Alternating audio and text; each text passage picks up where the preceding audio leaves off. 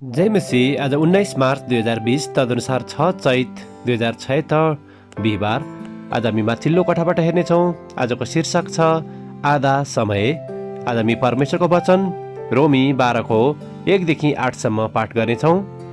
यसकारण भाइ हो, परमेश्वरको कृपालाई ध्यानमा राखी म तिमीहरूलाई अनुरोध गर्दछु कि तिमीहरूको आत्मिक उपासनाको रूपमा आफ्ना आफ्ना शरीरलाई पवित्र र परमेश्वरलाई ग्रहणयोग्य हुने जिउँदो बलिको रूपमा अर्पण गर।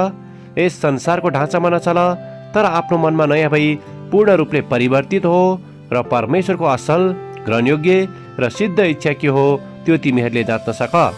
किनभने मलाई दिइएको अनुग्रहद्वारा तिमीहरू मध्ये हरेकलाई म आग्रह गर्दछु, जसले आफूलाई जस्तो सम्झनु पर्छ त्यसभन्दा बढी नसम्झोस्, तर परमेश्वरले हरेकलाई दिनुभएको विश्वासको नाप बमोजिम सन्तुलित विचारले सोचोस्। किनकि जसरी हाम्रो एउटै शरीरमा धेरै अङ्ग हुन्छन्, तर सबै अङ्गहरूको एउटै काम हुँदैन, त्यसरी नै हामी जो धेरै छौँ, हामी पनि ख्रिस्टमा एउटै शरीर हौँ र प्रत्येक एक अर्काका अङ्ग हौँ।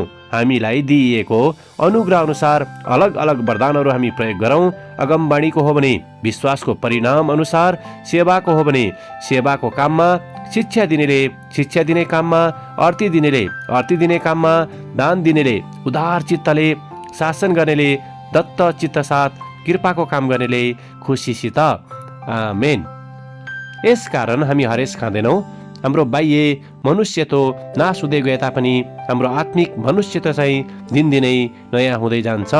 दोस्रो कोरिन्थी 4को 16लाई लेखक यहाँ जोड दिनुहुन्छ अनि लेखक आफ्नो अनुभवलाई यहाँ यसरी वर्णन गर्नुहुन्छ। मेरा केही मित्रहरू हालको कम्पनीबाट राजीनामा लिएर कुनै अर्को कम्पनीमा जाने योजना गरिरहेका छन्। उनीहरूले ती कम्पनीहरूलाई धेरै पत्र पठाइसकेका छन्, तर पनि त्यहाँबाट उनीहरूले कुनै पनि प्रत्युत्तर पाएका पनि छैनन्। कोही कोहीलाई भने केही संस्थाबाट कामको निम्ति अन्तर्वार्तामा बोलाइएको छ। यद्यपि त्यहाँ थोरै पारिश्रमिक र तल्लो तहको काम रहेको छ। सायद काम दिने संस्थाहरूले भर्खरै दीक्षान्तित भएका जवान उम्मेदवारहरूलाई प्राथमिकता दिन्छन् होला। त्यसैले हामी जस्ता अधवैंश व्यक्तिहरू उनीहरूभन्दा कम प्राथमिकतामा पर्दछौँ। फलस्वरूप हालको जस्तै स्तर र पारिश्रमिक भएको अर्को जागिर पाउन हामीलाई निकै गाह्रो छ।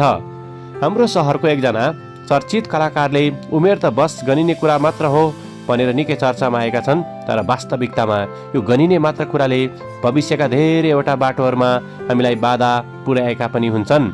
जागिरमा काम गर्ने चुनौतीहरू बाहेक हाम्रो स्वास्थ्य पनि उमेरसँगै नाजुक हुँदै जान्छ र हामी नजिकै रहेका प्रियजनहरूको मृत्युलाई पनि हामीले दुःख साथ अनुभव गर्नुपर्ने हुँदछ।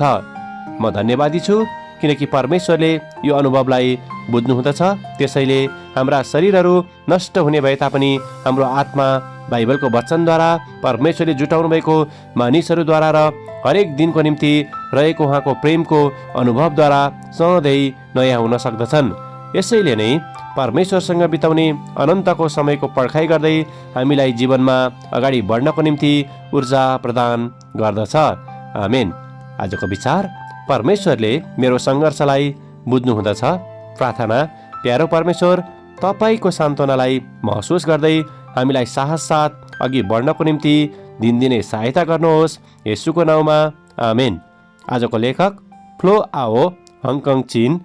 आजको प्रार्थनाको विषय अधवैंश मानिसहरूको निम्ति।